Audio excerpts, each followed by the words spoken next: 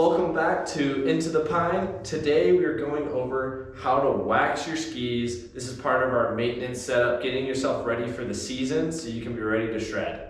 Like we like to call it, shreddy ready. That's right. Awesome. So let's get into it, Trent. How do we properly wax our skis? I mean, I see people do it by themselves on YouTube. Mm-hmm. Sometimes it's good, sometimes it is terrible. Yeah. Right? So walk us through the steps and what items we need to get this done in a good manner. Yeah, so first we want to get some base cleaner.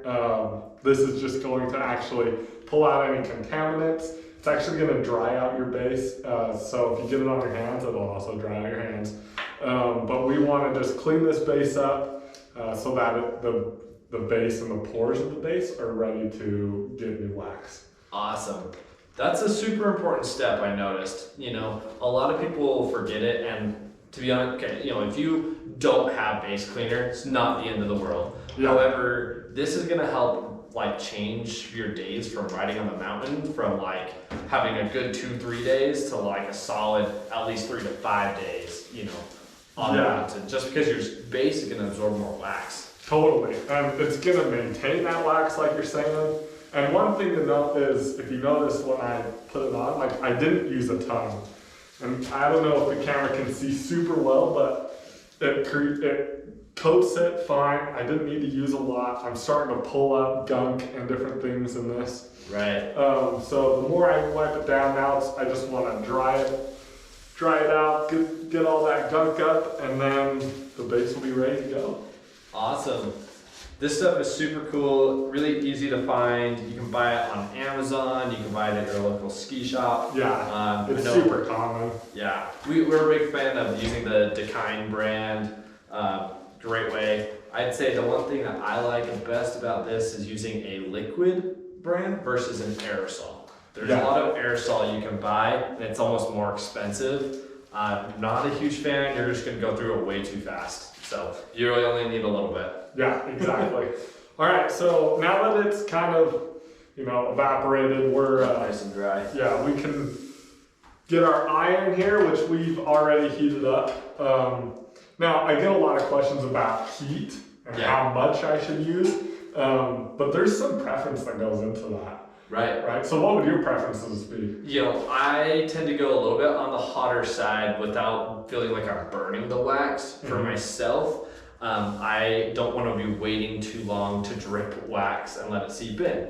However, as I know you do as well, I like to be able to move the iron on the ski evenly and not worry about burning the ski. So as a degree temperature, I'm usually in the upper 1/3 without getting to the top. Yeah, you explain where your setting is at. That's actually almost exactly where I am, that upper 1/3 to be exact. It's 284 degrees Fahrenheit.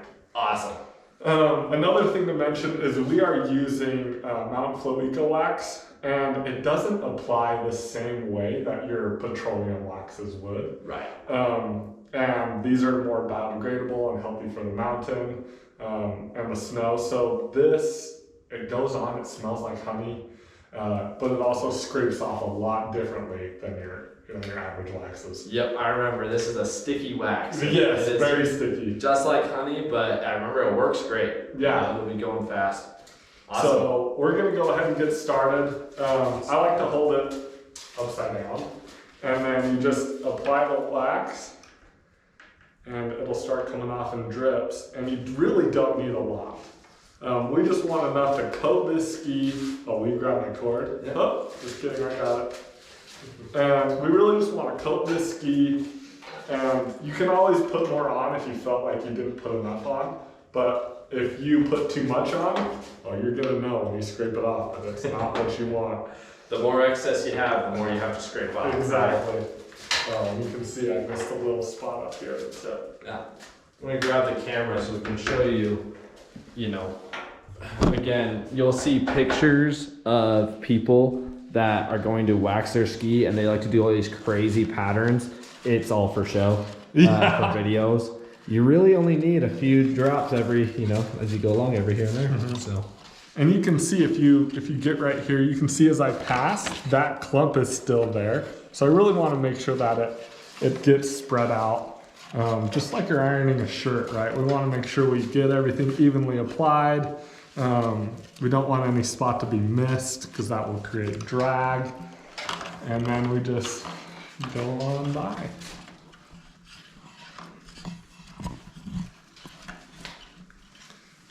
So then another thing is you'll notice I don't like to stay in one spot very long. And that's because if we heat up these materials too much, they'll actually heat up the epoxy that's holding the ski together, and it can cause separation as the years go on if you keep maintaining that practice. Definitely. And correct me, if I'm wrong and whatnot, but really what we want to do here as we're melting the wax, the first step, like what Trent's doing, is spreading the wax, getting it evenly, edge to edge. We don't want to leave any big gaps and spots. But the second step is actually heating up the base. And this is why we don't want to have like a massive temperature where it's just like super hot, because if you go slow enough without worrying about like heating up the epoxy, you can heat up the pores of the base to help them absorb that wax. Yeah, you're absolutely right. Good point. And so now as I'm getting closer to the end here, one thing I like to do, and that a lot of professionals, mechanics or ski tuners do, is once you get everything evenly coated, we're gonna let it kind of sit for just a second, and then we're going to do like a slow walk. Depending on the length of your ski, you can almost divvy it out into seconds.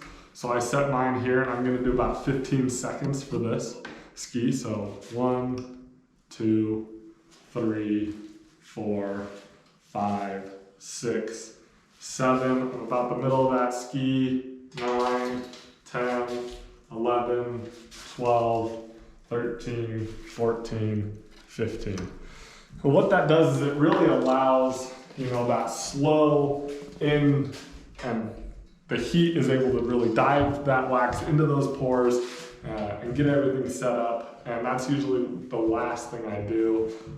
I will check and make sure I didn't miss any spots, but it looks pretty good. Maybe a spot right there. All right, so now it's everyone's favorite part. Scraping. Scraping.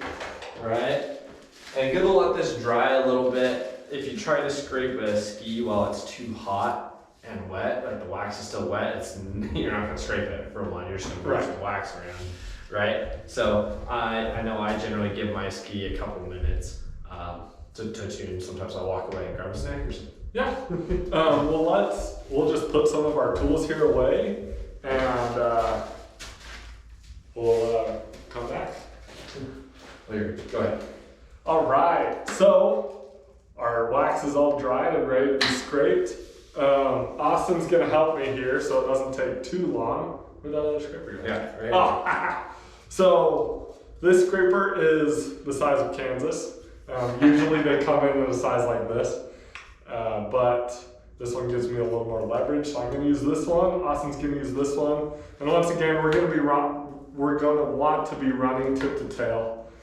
Just to give it that good even grain throughout. Definitely. So we can get started. Yep. And then we can. Best thing to do is get a friend to help you. Yeah, for real. And like we said before, this wax is a little different, so you can see we're not pulling up like a ton.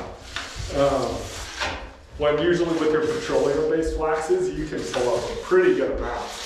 Wouldn't you say? Oh, definitely. The petroleum waxes are gonna flake a lot more, so it's kind of fun. That's your typical usual wax you get from a ski shop.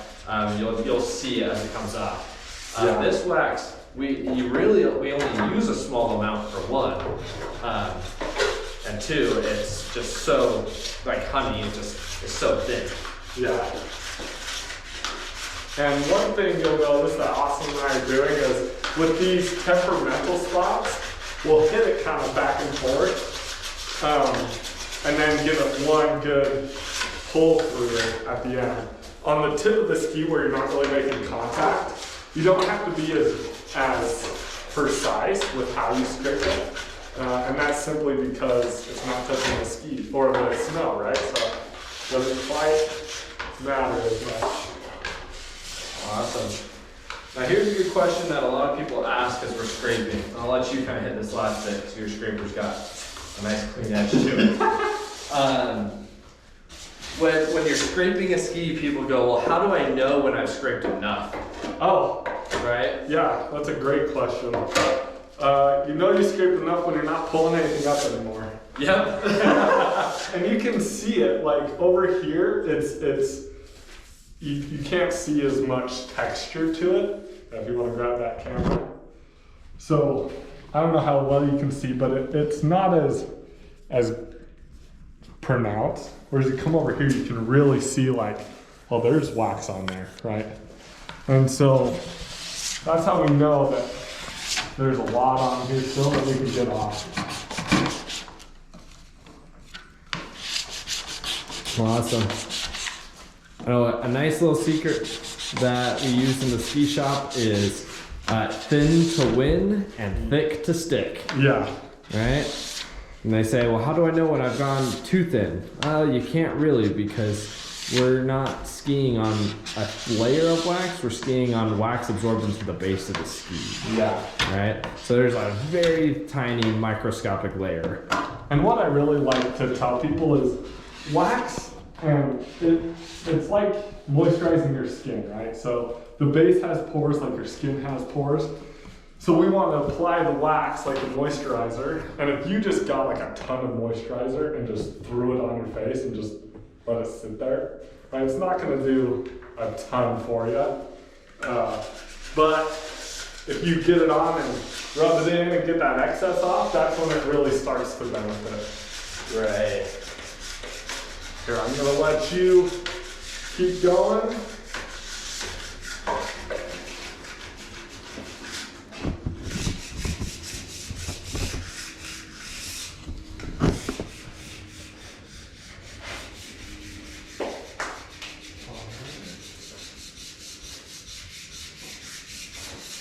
Okay, looking good.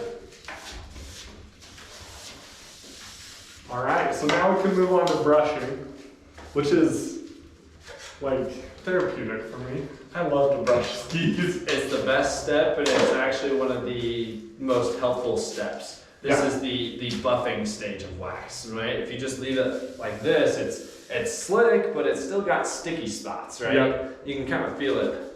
So what we're going to do is, I have a brush here, it's brass and nylon, but really the brass side is the winning side for this. Like we still have some spots, if you can see, like I still got some texture here. This is gonna pull all that up. And so once again, tip to tail, I'm holding that brass side first, so you can see I'm like this. I'm just applying that pressure, that ski jumper out at me just a little bit, and you can see I'm collecting that wax right there. So I'm pulling up, and really, you want to brush until you're not really pulling anything up anymore. And this brush is reaching into those pores, and it's getting it out and making it really clean and nice and ready to go fast. It's the best. I like that. So you brush until you get basically no more dust coming off. Right. Right? Exactly. Don't need to be there all day, but you will notice that professional ski tuners work with the Olympic team, with the ski racers. Those guys are buffing to get to perfection. Yeah.